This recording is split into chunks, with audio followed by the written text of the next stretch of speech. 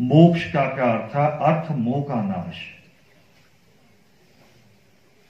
मोह दिया भी ईश्वर ने है और मोह खत्म भी करना चाहते हैं हम, दोनों तरफ हैं हम। और ये मोह है क्यों है, और मोह खत्म हो तो क्यों हो, ये भी दोनों सवाल है।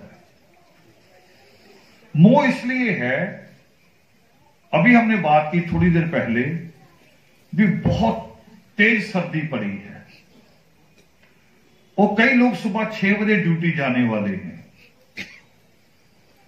किसी मां बाप ने मना किया भी तेज सर्दी है, सुबह 6 बजे नहीं जाऊंगा। और कई इसी दिनों में कई बार बारिश भी हुई है, उसके साथ सर्दी भी बारिश भी। किस लिए जाते हैं मां बाप? इन बच्चों से मोह जुड़ा हुआ है, इनको पालना है, इनको पालना इसलिए जाते हैं। मोह इसलिए जरूरी है। मगर मोह से मुक्त होना है, इसलिए मुक्त होना है कि जब हम बस में चलते हैं, ट्रेन में चलते हैं, जब अपना स्टेशन आने वाला हो जाता है कि अब मेरा स्टेशन आने वाला है, तो अपनी सुस्ती भी उतारनी शुरू कर देते हैं और अपना सामान भी ढूंढना शुरू कर देते हैं कि इसको इकट्ठा कर लो। तो जीवन का भी वो समय आता है कि अब मुझे अपनी ये सुस्ती, अपना ये मोह, अपना लालच, ये सब अब छोड़ के अब मेरा ध्यान केवल परमेश्वर की तरफ होना चाहिए। मगर होगा कैसे? होगा कैसे? उसका भी सृष्टिकर्ता वाल्मीकि दयावान जी ने कहा है पावन योग शिष्ट में। उन्होंने कहा कि पुरुषार्थ करने से जीवन चलता है। पुरुषार्थ, जिसको साधारण शब्दों में आप कहोगे मेहनत। मगर मेहनत भी तो जीवन की अलग अलग है ना। अब इस उम्र के बच्चों को हम कहें कि तुम ड्यूटी जाओ और बड़े कहें कि हम स्कूल जाएं, ये होगा? ये सही रहेगा? नहीं रहेगा। ये बचपन सीखने के लिए है। एकलव्य का बचपन जो है, जो लव कुश का बचपन, वो सीखने का है, पढ़ने का है। तो परमेश्वर ने पुरुषार्थ को भी 4 भागों में बांटा हमारे जीवन के अनुसार। 4 क्या है वो? पहला धर्म, दूसरा अर्थ, तीसरा काम, चौथा मोक्ष। अगर ये सही सही चले 3 पहले, धर्म से मैंने वो नहीं जो अभी तक आपने सोचा कि तिलक लगाना शायद थाली से जानी जरूरी है, अगरबत्ती लगानी जरूरी, वो नहीं। ईश्वर जो कहते हैं, सृष्टिकर्ता वाल्मीकि जो कहते हैं, उनके मायने धर्म से है सीखना। हम जो सीखते हैं, अच्छा या बुरा, वही हमारा धर्म। मुझे अगर मेरी मां सिखाए कि ये तेरा मामा, तो मैं मामा ही कहूंगा, बस सिर्फ मामा। और मेरी मां अगर मुझे सिखा रहे कि मामा के साथ जी लगाना है, तो मेरे मुंह में जी चढ़ जाएगा, बाकियों के लिए भी।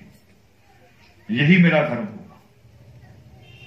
पढ़ाई और कुछ नहीं होती, पढ़ाई और कुछ नहीं है। पढ़ाई असल में यही है जो बाद में हमारे कैरेक्टर में बचता है।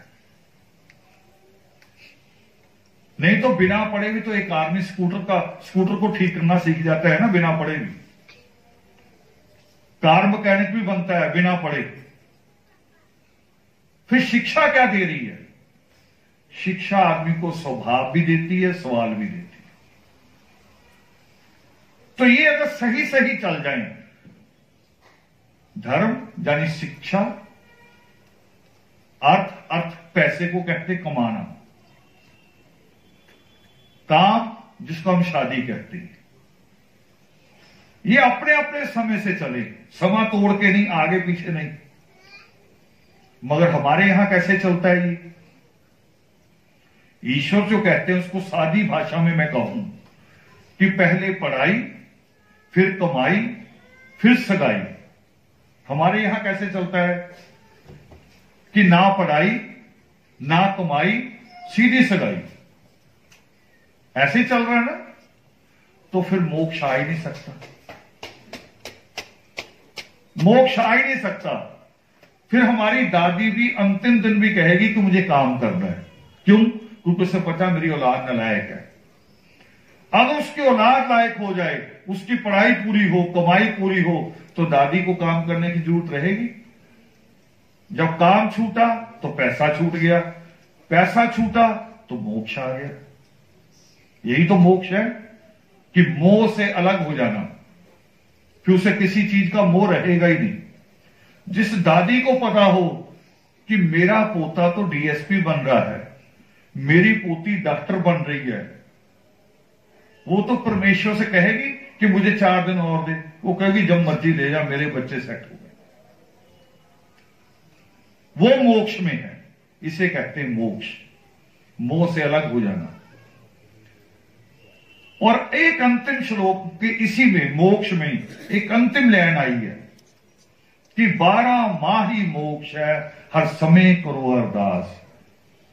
ये सीखनी वाल्मीकि कौम के लिए सीखनी बहुत जरूरी है। हमारे यहां बड़े वहम है कि शादी इस महीने में होगी या नहीं होगी।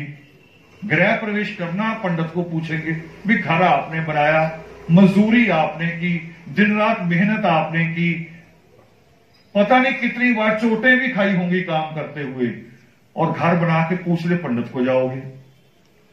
जो पंडित कहता मैं एकलव्य को पढ़ने नहीं दूंगा, आज भी कहता है,